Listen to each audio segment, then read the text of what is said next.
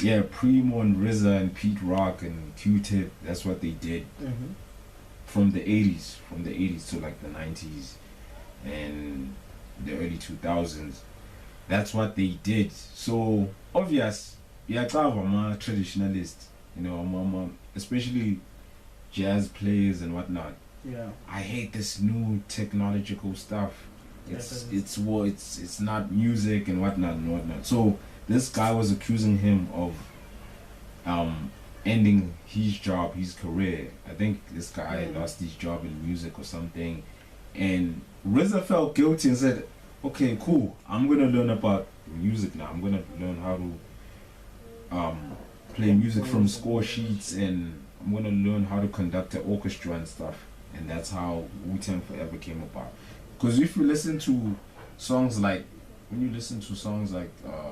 on that album, there's a song, it's the second song on the album, because it's a two-disc album, disc 1 and disc 2. Disc 1 has certain songs, and disc 2 has that song with the Trump song. Yeah, because now that there's a part where they introduce some double bass and violins. So it's based. Yeah. So I'm thinking about it right now. Now you hear it. Now I see it. Now, yeah. Oh, that's why. Yeah. Okay. That's what he was trying to do. That's what he was trying to accomplish. So I think on that, in the series, the cast didn't get the idea. They didn't get the vision. Because RZA's like a visionary. It was one of the saddest thing is it sucks working with people who constantly question what move you're doing.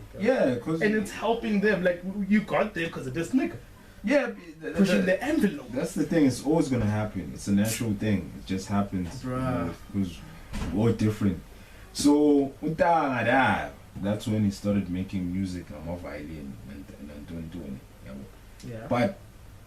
And that's, for me, that was the reason why I'm also happy, because it's the first Wu-Tang album that I was introduced as a kid.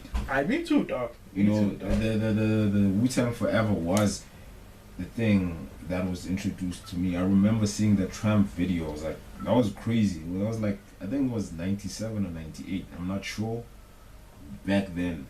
That was, one of my older cousins had the discs. I think that's one of my first hip-hop original discs that I held in my hand. Like, the booklet looked cool. Yeah. Like, you had a booklet? Yeah. Damn, I wish I had that physical. It showed all the members. I'll show you the picture. I do have the picture. Show you all the members, Method Man, and you flip through, you see Inspector Deck, you see Ghostface and all that.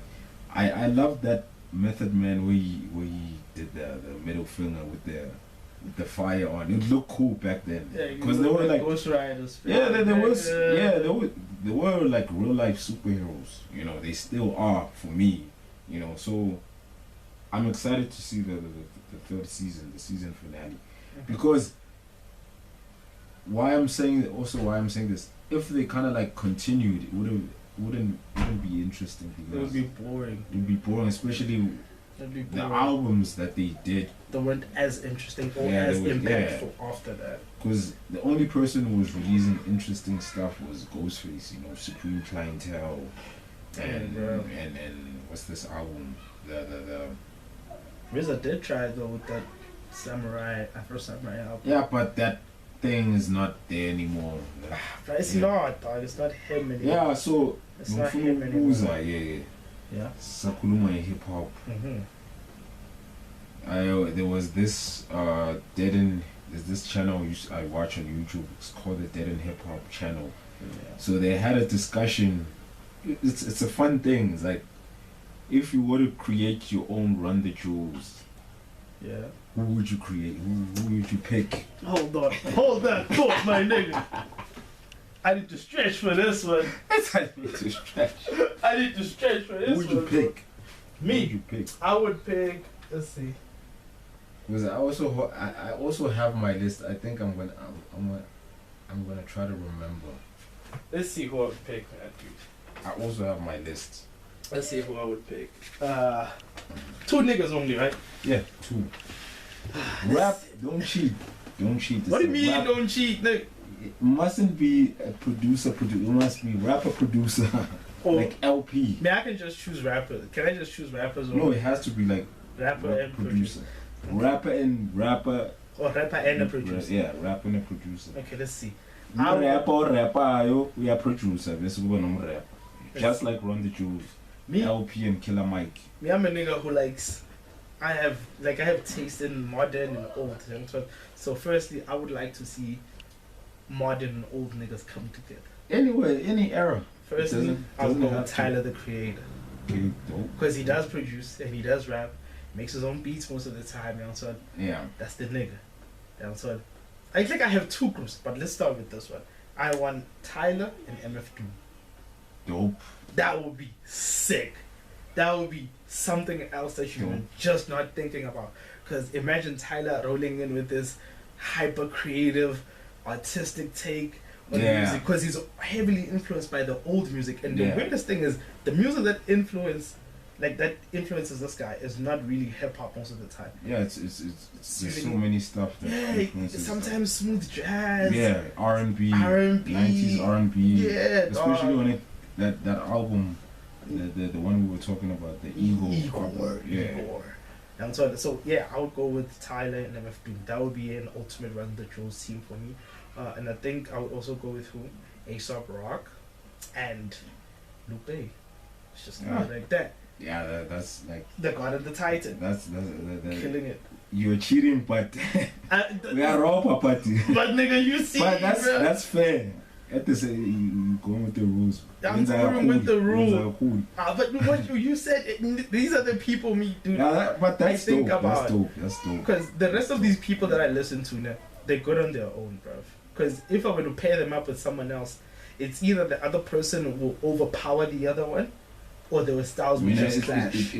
It comes with, because the reason why I picked like different people was like the same way Run the Jewels is, because when you look at like Killer Mike, Killer Mike is a guy who's into like crunk and trap.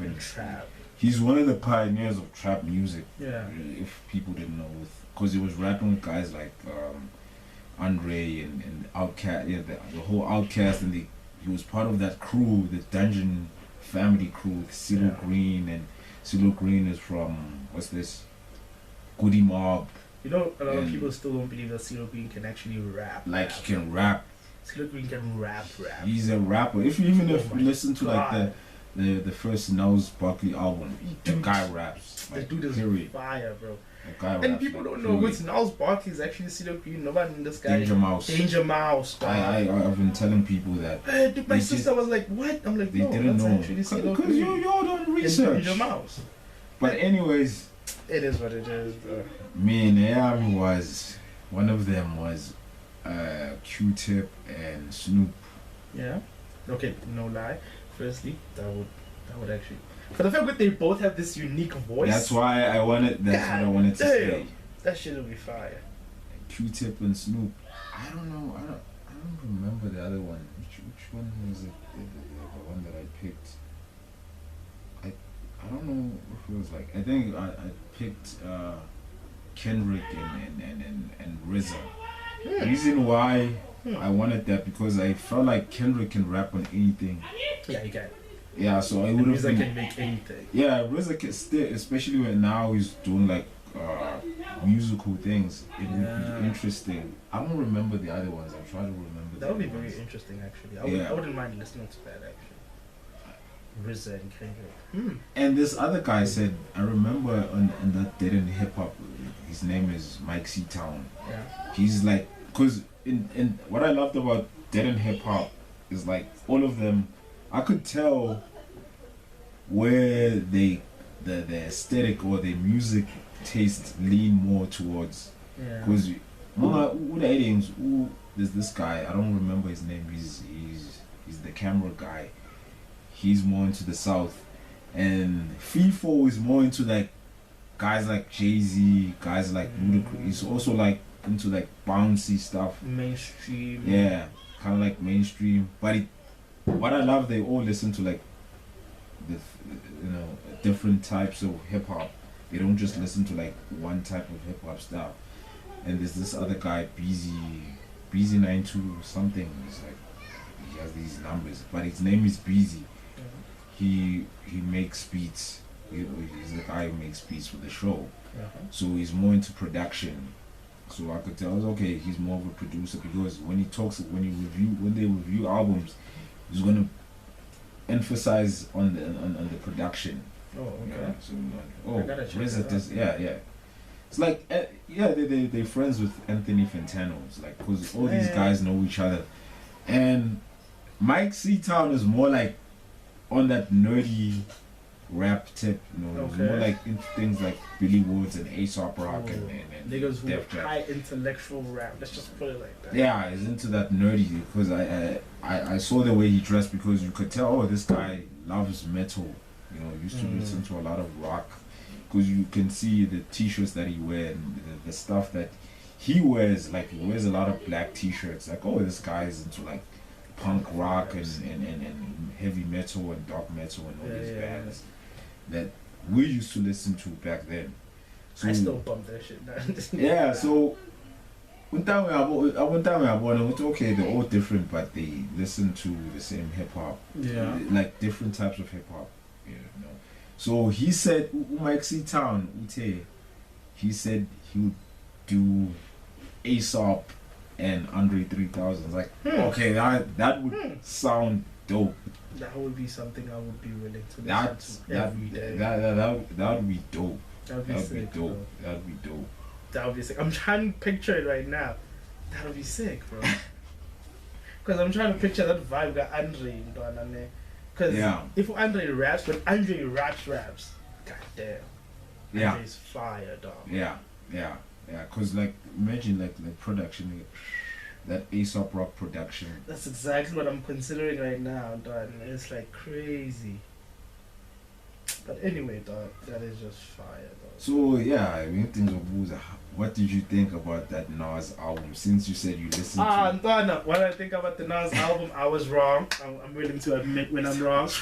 The album is fire. I seriously thought the album was trash. I like wrote this nigga off immediately after they joined up American or Damien. Oh yeah. Distant Relative, which I loved. I loved that album. I loved Nas on that album. I loved the energy they both had. But this album right here just reminded me of that old school Nas, bro. Yeah, that's the thing, because... And the fact that the songs are short.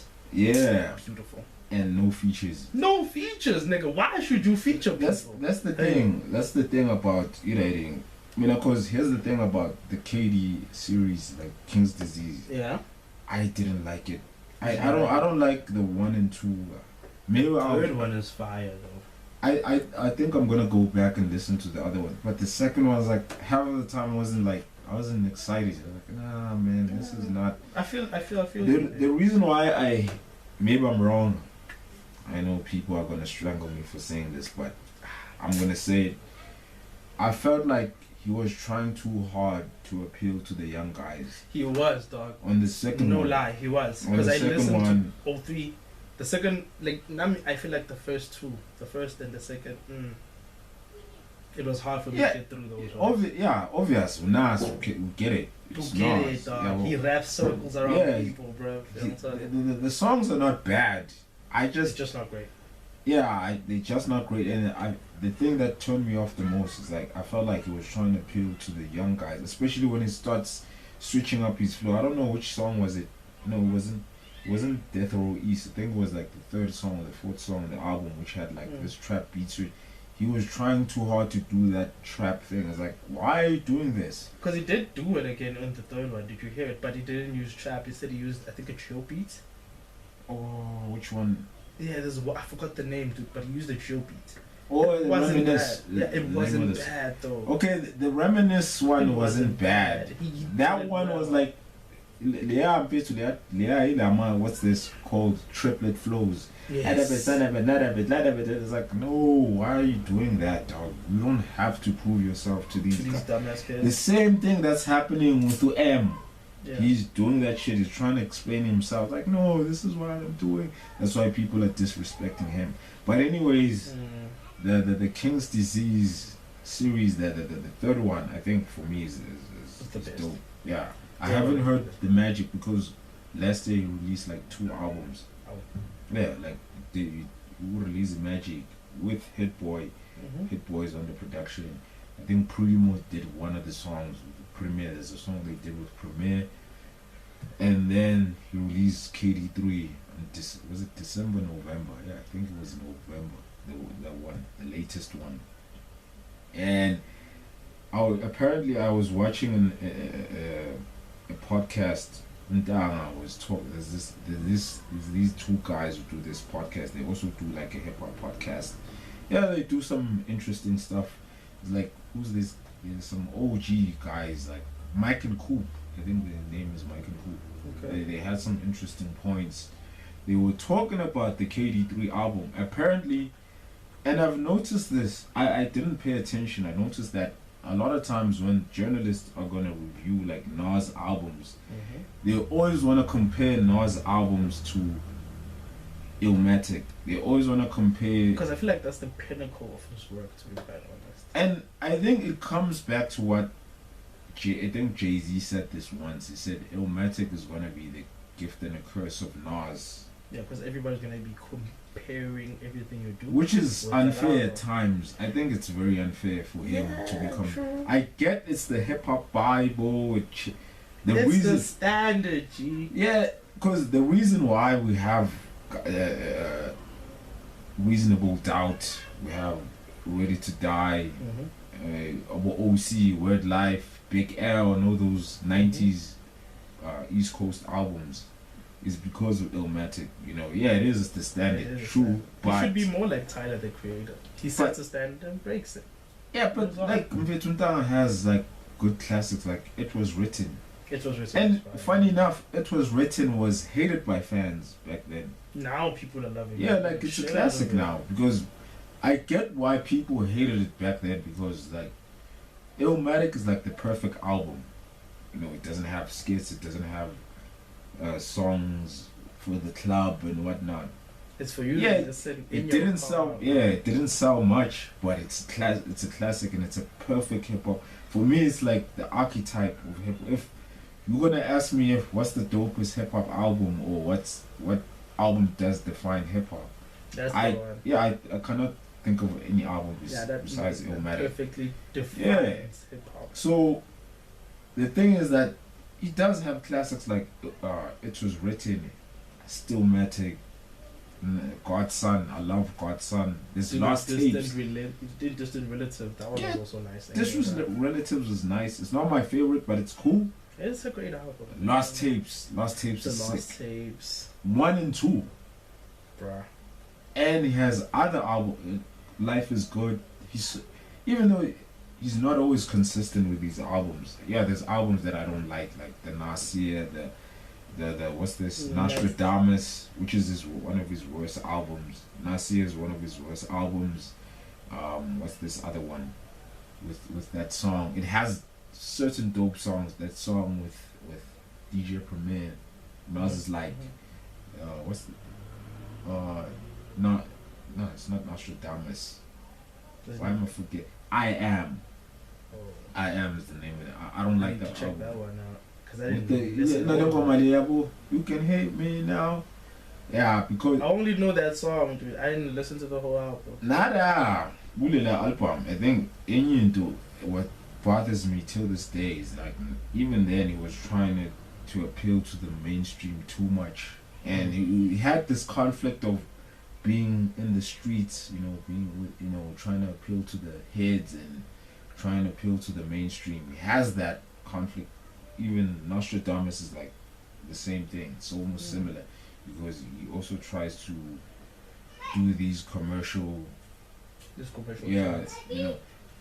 So I don't like people when they compare writing. So they were Mike and Coop were talking about that. Coming back to Mike and Coop, were talking about the fact that there's this journalist who did on Complex magazine, who did a review of the KD3 albums, and he said Nas cadence and I don't know if he said his beats, his cadence and his beats are samey. They sound samey, and the album lacks humor. It's like in my mind, it's like, when the hell did we know Nas for humor? The nigga's not here to make you laugh, dude. And the only song that, the humorous song that Nas did was